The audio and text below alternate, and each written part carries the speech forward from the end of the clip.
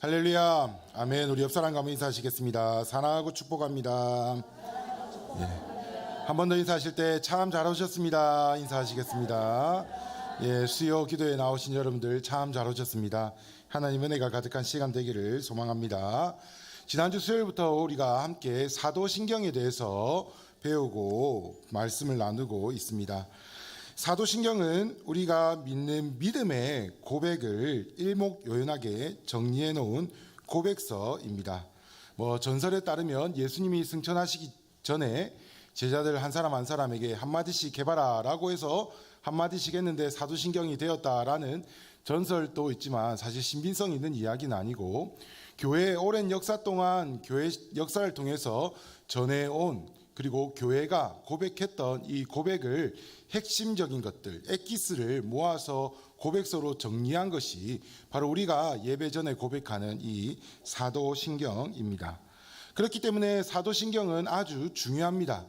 우리가 교회 와서 믿습니다라고 이야기 나는데 무엇을 믿을지 얘기하라면 엄중주정할 때가 있죠. 그런데 이 사도신경이 우리가 믿는 바를 확실하게 정리해 놓았고 이 사도신경의 내용들을 우리가 믿는 것으로 붙들 때에 우리 믿음이 굳건해질 수 있습니다. 일례로 신천지 같은 경우에는 이 사도신경을 받아들이지 않고 고백하지 않고 있습니다.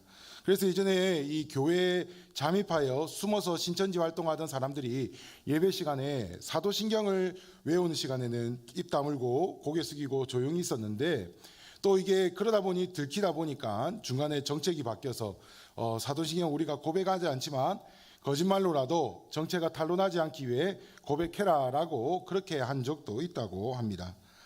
이런 사도신경은 우리의 믿음을 보여주는 것이기 때문에 우리의 삶에 너무나도 중요하죠.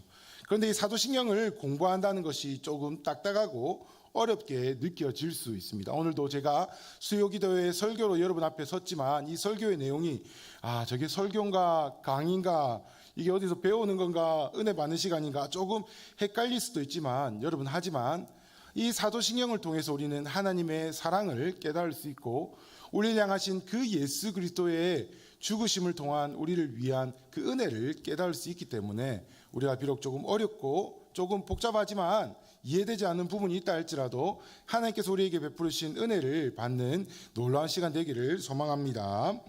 사도신경은 총 3부분으로 구분할 수 있습니다. 우리 사진 하나를 띄워주시기 바랍니다. 자, 이렇게 총 3부분을 나누는데 고백을 통하여서 3부분을 나눌 수 있습니다. 가장 먼저는 나는 전능하신 아버지 하나님을 향한 고백, 하나님이 누구신지 고백하는 첫 번째, 즉 성부 하나님에 대한 고백이 첫 번째 부분입니다. 두 번째 부분은 나는 그의 유일하신 아들 우리 주 예수 그리스도, 이 예수 그리스도가 누구신지 우리가 고백하는 이 예수 그리스도에 대한 즉 성자 예수님에 대한 고백이 두 번째 부분입니다. 이 부분이 내용에 상당히 많습니다. 그리고 마지막으로는 나는 성령을 믿으며 우리 성령 하나님에 대한 고백으로 구분할 수 있습니다. 이렇게 총 3부분으로 구분되는 이 사도신경은 우리가 믿는 하나님이 성삼위일체 하나님임을 믿고 고백하고 한 분 한 분을 우리가 믿음으로 고백하는 것이죠. 오늘은 우리가 살펴볼 구절은 바로 이 부분의 두 번째 부분의 첫 번째 구절에 해당하는 성자 예수님을 향한 고백입니다. 여러분 이 고백을 보시면 나는 그의 유일하신 아들 우리 주 예수 그리스도를 믿습니다라고 우리가 이렇게 고백을 하는데 사실 이 사도신경이 처음 기록된 언어는 한글이 아니고 또 영어도 아니고 당시에 사용하던 언어가 따로 있었습니다. 그러다 보니까 이게 한국어로 번역되면서 여러 가지 단어의 순서도 조금 바뀌게 되었는데요. 이 고백을 이 원어의 중심으로 한번 한글 순서를 바꾸면 이런 고백이 됩니다. 한번 띄워주시기 바랍니다. 우리 다시 한번 읽어보겠습니다. 예수는 그리스도이십니다. 그분은 우리의 주님이고 하나님의 유일하신 아들입니다. 아멘. 이 세 가지로 구분이 된다는 것이죠. 먼저 예수는 그리스도이십니다. 그리고 그분은 우리의 주님이시고 또 그분이 하나님의 유일한 아들입니다. 이 순서대로 진행이 됩니다. 그렇기 때문에 오늘은 이 순서대로 한 구절 한 구절 한번 살펴보기를 원합니다. 가장 먼저 등장하는 문장은 바로 예수는 그리스도시다라는 고백입니다. 우리가 읽은 세번역 한글 사도신경은 우리 주 예수 그리스도라고 고백해서 마치 예수와 그리스도가 하나의 같은 이름처럼, 이름과 성과 이름처럼 뗄래야 뗄 수 없는 것 같이 느껴질 때가 있는데, 사실은 예수는 이름이고 그리스도는 이름이 아닙니다.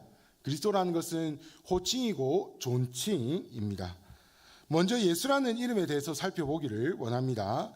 예수라는 이름은 아주 흔했던 이름입니다. 당시의 사람들이 많이 사용했고요. 구약시대 때는 이 이름을 여호수아 또는 호세아라고 불렀습니다. 그게 언어가 바뀌며 시간이 흐르면서 예수스라는 이름으로 지금 우리가 부르는 예수라는 이름이 나오게 되었죠. 이 예수라는 이름은 아주 흔했기 때문에 이 예수라는 이름을 부를 때 사람들은 구분을 해야 했었습니다. 그래서 여러분, 신약성경의 복음서에 보면 예수님을 부를 때 뭐라고 부릅니까? 나사렛에서 온 예수, 나사렛 예수라는 이름을 부르는 것이죠.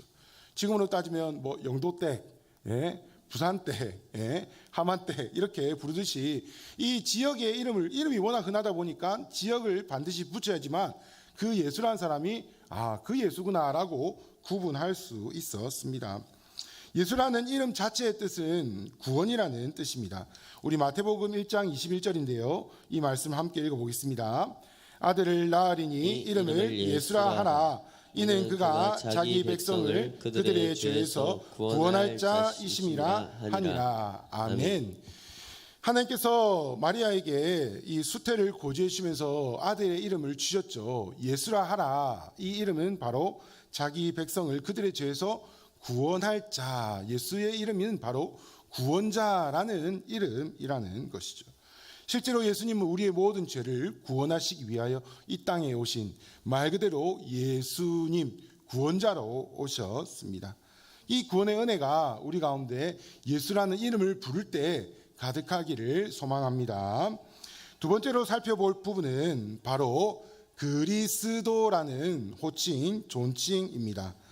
그리스도라는 것은 이름이 아니라 호칭이고 직분에 관련된 칭호입니다.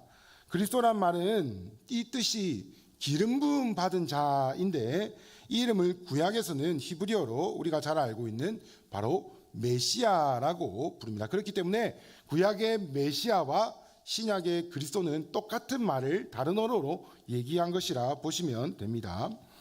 그리스도는 기름 부음 받은 자, 즉 구약 시대에 하나님께서 하나님의 일꾼, 직분을 세우실 때 특별히 기름을 부어 세우신 직분이 있는데 여기에는 세 직분이 있습니다. 이 세 직분에는 선지자와 그리고 제사장과 그리고 왕, 이 세 직분을 세우실 때 하나님께서 기름을 부어 세우셨기 때문에 이 그리스도적 직분이라는 말에는 이 세 직분이 포함되게 되어 있습니다. 하나하나 살펴보기를 원합니다. 먼저 예수님은 선지자로 이 땅에 오셨습니다. 구약의 선지자는 하나님의 말씀을 대언하고 하나님의 말씀을 가르치고 또 교육하는 일을 했고, 특별히 구약 역사 가운데 하나님을 떠나 타락하던 그 시대를 향하여서 하나님의 돌아오라, 회개하라, 하나님께로 오라라는 하나님의 메시지를 선포하고 또 하나님의 뜻을 예언하였던 일을 했던 사람들이 바로 선지자였습니다. 우리 예수님도 똑같은 역할을 하셨죠. 공생애 동안 하나님의 말씀을 선포하셨고 또 하나님의 말씀을 사람들에게 풀어 가르쳐 주셨습니다. 구약의 이런 율법적인 말씀들을 새로운 의미로 해석해 주시고 더욱더 하나님을 사랑하고 이웃을 사랑할 수 있는 말씀으로 더욱더 깊이 있는 말씀 우리 가운데 가르쳐 주셨습니다. 그리고 하나님께서는 천국이 도래함을 예수님의 입을 통하여 알려주셨고 회개하라, 천국이 가까웠다라는 그 시대적인 메시지를 이 땅 가운데 주셨습니다. 마태복음 4장 17절에 보시면요, 이때부터 예수께서 비로소 전파하여 이르시되 회개하라, 천국이 가까이 왔느니라 하시더라 라고 기록하고 있는 것이죠. 세상을 향한 하나님의 마음과 세상을 향한 하나님의 뜻을 예수님께서는 전하셨던 것이죠. 바로 참 선지자가 우리 주님이시고 우리 예수님이시라는 것을 우리는 알 수 있습니다. 여러분, 예수님께서는 그때도 말씀하셨지만 지금도 우리에게 말씀하시는 선지자이십니다. 성경 말씀을 통해서 우리에게 말씀하시고 성령의 감동을 통하여서 하나님의 뜻을 우리 가운데 일러 주십니다. 이런 예수님의 그 선지자적 은혜가 우리 가운데 가득해야 하는 것이죠. 우리가 예수 그리스도라는 이름을 부를 때 이런 하나님의 말씀의 은혜가 우리 가운데 가득하기를 소망합니다. 두 번째 직분은 제사장입니다. 출애굽기에서 성막과 함께 아론과 그의 아들들에게 제사장 직분을 주시면서 기름을 부으며 세우셨죠. 제사장이 하는 일이 무엇입니까? 제사를 섬기는 일입니다. 또한 제물을 가지고 왔을 때 그 제물 머리에 안수를 하여 이 사람의 모든 죄를 그 제물로 전가를 하고 그 제물을 죽이고 각을 들고 피를 뿌리고 불살라 이 모든 제사를 담당한 사람이 바로 제사장이었습니다.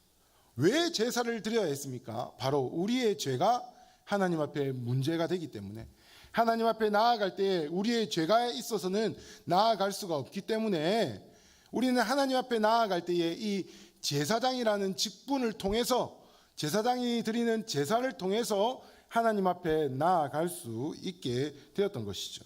이것이 바로 구약의 제사장의 역할입니다. 구약의 제사에서 제물과 함께 제사장이 없이는 제사가 이루어질 수 없던 것이죠. 이런 제사장의 역할을 바로 우리 예수님께서 감당하시고 계신 것입니다. 히브리서 4장 14절입니다. 우리 한번 이 말씀 읽어보겠습니다. 그러므로 우리에게 큰 대제사장이 계시니 승천하신 이 곧 하나님의 아들 예수시라. 우리가 믿는 도리를 굳게 잡을지어다. 아멘. 히브리서 4장에서는 대제사장을 이야기하면서 바로 우리 주 예수 그리스도가, 우리 예수님이 이 대제사장, 옛날에 구약의 제사장들은 매번 예배를 드리고 제사를 드려야 됐지만 예수님께서는 이 예배를, 제사를 단번에 완성하신 대제사장으로 표현하고 있습니다. 우리 예수님께서는 구약의 모든 제사를 온전히 이루시는 제사장으로서 우리에게 오셔서 우리의 모든 제사를 담당하심으로 하나님 앞에 나아가는 우리의 죄를 담당해 주시는, 용서해 주시는 구원자이십니다. 여러분, 여기서 우리가 추가로 한 가지 흥미있게 살펴봐야 될 부분은 우리 예수님은 제사장인 동시에 또한 그 제사의 희생 제물이 되셨다라는 점입니다. 로마서 3장 25절인데요. 이에 예수를 하나님이 그의 피로써 믿음으로 말미암는 화목 제물로 세우셨으니 이는 하나님께서 길이 참으시는 중에 전에 지은 죄를 간과하심으로 자기의 의로우심을 나타내려 하심이니, 하나님께서 우리를 의롭게 하시려고 희생 제물, 화목 제물을 택하셨습니다. 그런데 이 화목 제물이 구약에 드리던 양과 염소와 이런 동물들의 짐승의 제물이 아니라 바로 로마서 3장에서는 이 예수님의 피를 이 화목 제물로 삼으셨다라는 것이죠. 아무런 죄가 없으시고 아무런 과오가 없으시고 아무런 잘못이 없는 예수님이 우리의 죄를 위하여 스스로 제물이 되셨고 우리의 죄를 위하여 스스로 피를 흘리셨고 죽음을 당하셨다라는 것입니다. 그로 말미암아 우리의 죄가 하나님 앞에서 용서함을 받고 우리의 죄가 하나님 앞에서 깨끗함을 받는 은혜가 우리 가운데 임했다라는 것입니다. 그렇기 때문에 우리 예수님은, 예수 그리스도라는 그 이름에는 우리를 위하여 이 땅에 오셔서 대제사장의 역할을 감당해 주시고 또한 우리의 죄를 위하여 스스로 제물이 되어 주셔서 하나님과 화목을 이루신 그 하나님의 은혜와 예수 그리스도의 희생과 순종이 담겨 있음을 우리는 잊어서는 안 되는 것입니다. 마지막으로 세 번째 직분은 왕의 직분입니다. 하나님께서는 구약의 왕을 세우실 때 머리에 기름을 부으셨습니다. 다윗을 세우실 때 어린 다윗에게 미리 머리에 기름을 부어 앞으로 장차 왕이 될 것을 예표하셨지요. 하나님께서는 이스라엘의 왕으로 하나님 스스로가 통치자로 이스라엘을 다스리기를 원하셨습니다. 그런데 안타깝게도 이스라엘 백성들은 사람의 왕을 요구했고 이 사람의 왕을 통치를 받기를 원했었죠. 그래야 하나님께서는 사람의 왕을 세우실 때 이런 기름 부음 받는 통치 방식을 선택하셨는데요. 여러분, 그러나 하나님께서 원하시는 궁극적인 통치의 방식은 사람이 왕이 아니라 비록 대리 통치자인 사람이 이 땅을 다스리지만 궁극적으로는 누가 왕이라는 것을 보여주기를 원하시는 것입니까? 바로 하나님이 왕이시다라는 것을 보여주기를 원하시는 것입니다. 이스라엘 백성들을, 이스라엘 나라를 만드실 때 진짜 왕은 바로 하나님이란 것을 세상 가운데, 만 백성 가운데, 이방 신들 가운데, 이방 민족들 가운데 보여주기를 원하셨던 것이죠.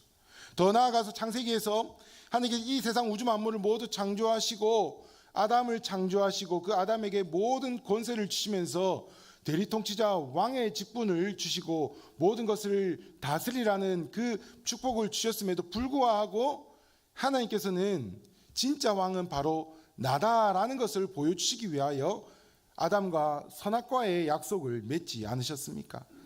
그렇기 때문에 우리는 잊지 말아야 됩니다. 진짜 왕이 따로 있다라는 것을요. 진짜 왕은 이 세상 우주 만물을 창조하신 하나님이시고 그 하나님이 진짜 이 세상을 다스리시고 심판하실 왕이시다라는 것을 우리는 기억해야 합니다. 그래야 다윗은 시편 145편 1절에 이렇게 고백하고 있습니다. 우리 한번 함께 읽어보겠습니다. 왕이신 나의 하나님이여 내가 주를 높이고 영원히 주의 이름을 송축하리이다. 아멘. 그렇기에 하나님의 마음에 합한 모델 왕이었던 다윗, 그 누구보다도 하나님을 잘 섬기고 또 이스라엘 역사상 가장 위대한 왕으로 뽑혔던 그 모델 왕이었던 다윗의 고백이 바로 하나님이 나의 왕이십니다. 나의 왕이신 하나님, 내가 주를 높이고 주의 이름을 영원히 송축하기를 원합니다 라는 찬양의 고백을 주께 드리고 있습니다. 세상의 진정한 왕이신 삼위 하나님의 한 분 아들이 바로 예수님이십니다.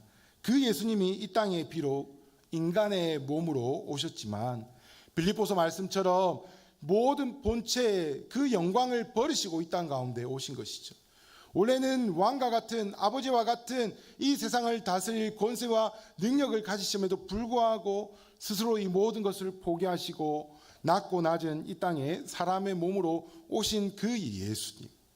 하지만 인간의 몸으로 오셨지만 그 예수님은 우리의 진정한 왕으로 이 땅 가운데 오셨습니다.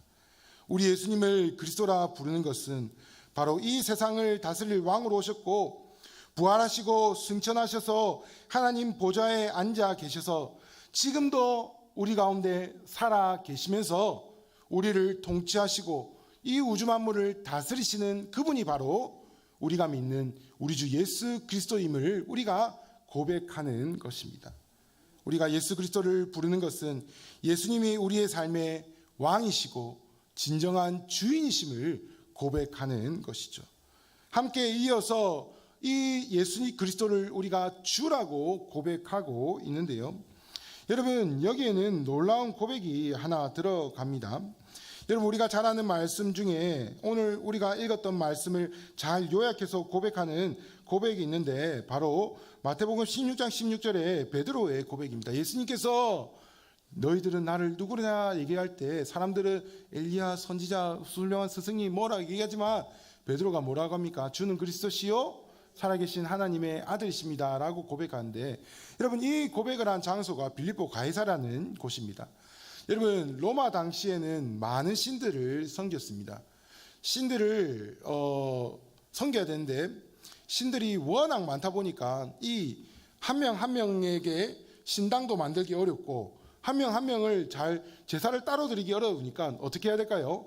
가성비 좋게 한 군데 모으는 겁니다. 예. 모든 신들을 다 모아서 한꺼번에 섬기는 제사와 한꺼번에 섬기는 신전이 있었는데 그 신전을 바로 판테우스 신전이라고 불렀습니다. 판신전이라고 하기도 하는데요. 로마 시대에 모든 신들이 모여있는 이 신전이 있었는데 바로 이 신전이 있는 곳이 바로 오늘 베드로가 고백한 이 고백을 했던 바로 가이사랴 빌립보 지방이었습니다. 여러분, 세상의 많은 그 신들 앞에서 베드로가 주께 드렸던 고백이 무엇입니까? 바로 주님은 그리스도시고 하나님의 아들이시고 지금도 살아계신 분이십니다 라는 고백이었죠. 우리는 많은 신들과 함께 살아갑니다. 이 세상의 신들, 그리고 우리가 아직 버리지 못한 내가 사랑하고 있는 물질의 신, 재물의 신, 그리고 나의 자존심의 신, 아주 다양한 많은 신들을 섬기고 살아가고 있습니다. 여러분, 하지만 이 모든 것들 앞에 우리 하나님이, 우리 주님이 오직 유일한 신이 되어야 되고, 유일한 하나님이 되어야 되고, 유일한 주인이 되어야 할 것입니다. 우리의 삶 가운데 오직 주님을 주인으로 모시는 그 은혜가 있어야 되는 것입니다. 우리가 아무리 사도신경을 달달달 외우고 매일매일 예배 때마다 고백한다고 이 은혜가 우리 가운데 임하는 것이 아니라, 우리가 이 두 번째 문장, 이 예수님에 대한 온전한 고백을 드릴 때에 우리의 삶 가운데 예수님이 아닌 다른 것이 주인된 것이 그대로 있다면, 이 모든 것을 내려놓고 하나님보다 더 사랑한 것이 있다면 이 모든 것을 버릴 수 있고, 오직 우리의 삶 가운데 진짜 주인이 하나님심을 고백하며 그렇게 살아갈 때에 우리가 이들인 이 고백이 실제로 우리 삶 가운데 은혜로 다가올 수 있게 되는 것입니다. 사랑하는 여러분, 우리 주님을, 우리 예수님을 진정한 우리의 주인, 우리의 왕으로 모시며 살아가기를 소망합니다. 그래야 온전히 하나님 한 분만을 섬기며 하나님께서 주신 은혜를 누리며 살아가기를 간절히 소망합니다. 그리스도라는 이름의 새 직분, 선지자, 제사장, 왕의 직분, 이 일을 담당하신 이 예수님의 은혜가 우리가 예수 그리스도의 이름을 부를 때 우리의 삶 가운데 가득하기를 간절히 소망합니다. 두 번째는 예수님은 유일하신 하나님의 아들이다라는 부분입니다. 구약시대, 그리고 예수님의 당시의 시대에 하나님을 아버지라 부르는 것은 결코 쉬운 일이 아니었습니다. 아니요, 도리어 이것은 신성모독에 해당하는 큰 죄였습니다. 예수님이 그런데 사람들에게 이야기를 하시기를, 나는 하나님의 아들이고 하나님은 나의 아버지다라고 계속해서 이야기를 하셨던 것입니다. 이 이야기를 들으니까 당시에 종교 지도자들과 그리고 바리새인들, 그리고 유대인들은 이 말을 들을 때마다 견디지 못했던 것이죠. 저 말을 들을 때마다 아유, 저 예수 저 입을 어떻게 틀어막을 수도 없고, 어떻게 좀 손을 봐야 되는데 라고 하면서 나중에는 결국 이 말 때문에 예수님을 죽이게 되는 것이죠. 그렇기 때문에 예수님의 마지막 재판의 내용이 이렇습니다. 누가복음 22장 70절에 이런 내용이 있는데요. 다 이르되 그러면 내가 하나님의 아들이냐? 대답하되, 이게 제사장들이 예수님께 물었던 것이죠.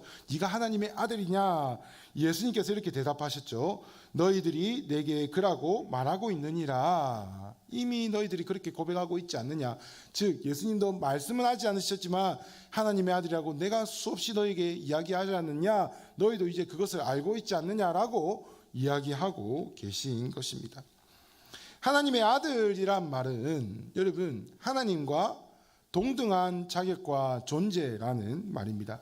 우리가 누구의 아들이다라고 얘기하는 것은 그 아버지의 모든 것을 물려받을 상속자이고 또 그 아버지와 함께 권리를 누리는 자이다라는 것을 우리가 생각을 하게 되는 것이죠.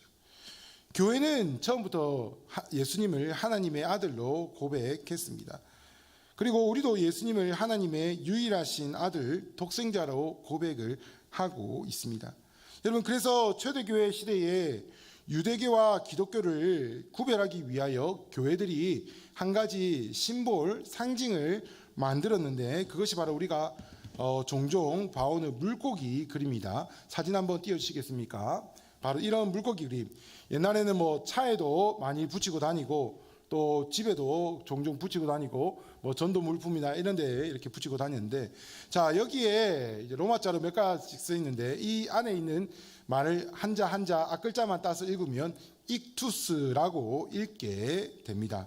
이 내용을 풀어서 읽으면요, 예수 그리스도는 하나님의 아들 구원자이시다라는 고백이 이 단어에 들어있는 것입니다.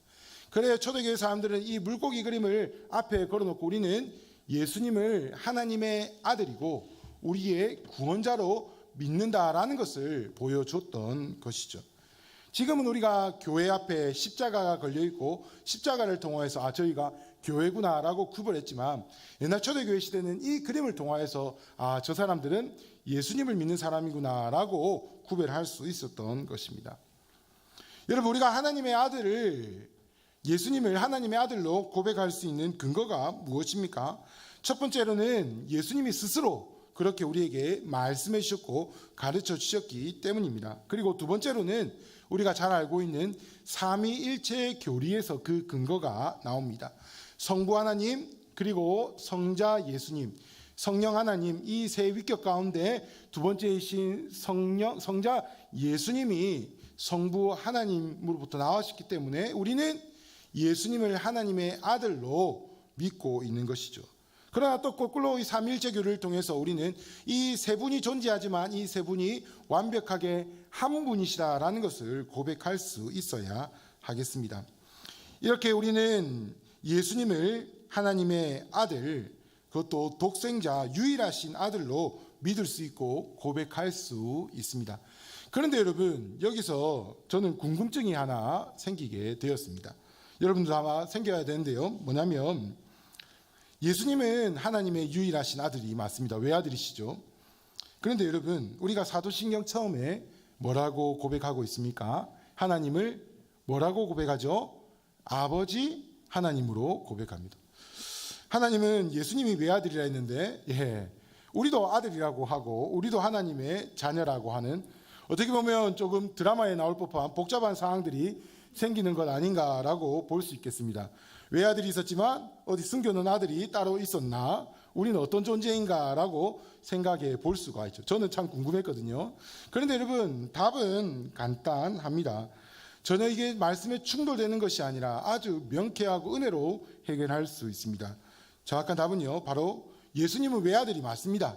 하나님의 유일하신 독생자 아들은 오직 예수님뿐입니다. 그렇다면 우리는 어떻게 됐는가? 우리는 원래 죄인으로서 하나님의 눈밖에 난 진노의 자식이었는데 하나님의 사랑으로 양자 삼은 아들이라는 것이죠. 로마서 8장 14절에서 15절 말씀입니다. 우리 한번 함께 읽어보겠습니다. 무릇 하나님의 영으로 인도함을 받는 사람은 곧 하나님의 아들이라. 너희는 다시 무소하는 조의 영을 받지 아니하고 양자의 영을 받았으므로 우리가 아빠 아버지라고 부르짖느니라. 아멘. 여기에 은혜가 있는 것이죠. 우리는 예수님으로 말미암아 하나님을 아버지라고 부를 수 있는 은혜를 얻게 되었습니다. 양자가 되었습니다. 원래는 죽을 수밖에 없었던 진노의 자식이었지만 하나님의 은혜로 말미암아 하나님을 아버지라고 부를 수 있는 은혜를 얻게 되었던 것이죠. 유일하신 아들이신 그 예수님의 희생으로 말미암아 우리 또한 하나님의 아들이 되는 은혜를 얻게 되었던 것이죠. 그렇기 때문에 우리가 독생자 예수 그리스도란 이 고백을 드릴 때는 하나님께서 예수님이 독생자 아들을 우리에게 주셨다는 것, 예수님 입장에서는 내가 유일한, 내가 다 받을, 내가 모든 것을 누릴 오직 외아들인데 이건 모든 것을 포기하시고 우리까지 자녀로 품어주신 그 예수님이 우리를 향한 사랑을 우리가 바라볼 수 있게 돼야 되는 것입니다. 그러므로 말미암아 우리는 하나님을 아빠, 아버지라고 부를 수 있게 되었던 것이죠. 이것이 바로 은혜 아니겠습니까? 이것이 바로 독생자 예수 그리스도라는 그 이름에 담겨진 놀라운 비밀이고 우리에게 은혜가 되는 놀라운 것입니다. 사랑하는 여러분, 결국은 이 모든 것이 어디로부터 옵니까? 하나님의 사랑입니다. 딱딱한 사도신경은 우리가 한 구절 한 구절 읽어 나가지만 결국은 느끼는 것은 하나님의 사랑입니다. 오늘 우리가 읽었던 본문의 말씀인데요, 요한복음 3장 16절 말씀입니다. 우리 한 번 더 마지막으로 읽어보겠습니다. 하나님이 세상을 이처럼 사랑하사 독생자를 주셨으니 이는 그를 믿는 자마다 멸망하지 않고 영생을 얻게 하려 하심이라. 아멘. 우리를 너무나 사랑하신 나머지 자신이 사랑하는 외아들까지도, 독생하는 아들까지도 우리를 위해 내어주셨다. 그것이 바로 하나님의 사랑입니다. 그 아들은 아무런 죄가 없지만 하나님의 말씀에 순종하여 십자가에 못 박혀 죽으셨고 또 그 피로 인해 우리의 모든 죄가 용서함을 받게 되었습니다. 이것이 아버지와 그 외아들 예수 그리스도의 우리를 향하신 사랑입니다. 이 모든 것이 사랑에서부터 오게 되었던 것이죠. 우리를 향하신 하나님의 조건 없고 제한 없는 사랑입니다. 자신의 유일한 외아들까지도 우리를 위해 주시어 우리의 아버지가 되시려고 하신 그 사랑, 이것이 우리가 이 사도신경을 통해 배울 수 있는 최고의 은혜가 아니겠습니까? 사도신경을 외우지 못할 수도 있고 완벽하게 이해하지 못할 수도 있습니다. 하지만 우리가 이 고백을 주님께 드리면서 우리를 위하여 모든 것 내오신 그 하나님 아버지의 사랑, 우리를 위하여 모든 것 내오신 그 예수님의 사랑, 지금도 우리와 함께 하시면서 말할 수 없는 탄식으로 주님께 간구하시는 그 성령 하나님의 그 사랑을 함께 누리고 또 함께 고백하는 우리 모두가 되기를 간절히 소망합니다. 아멘. 우리가 들었던 말씀을 기억하며 또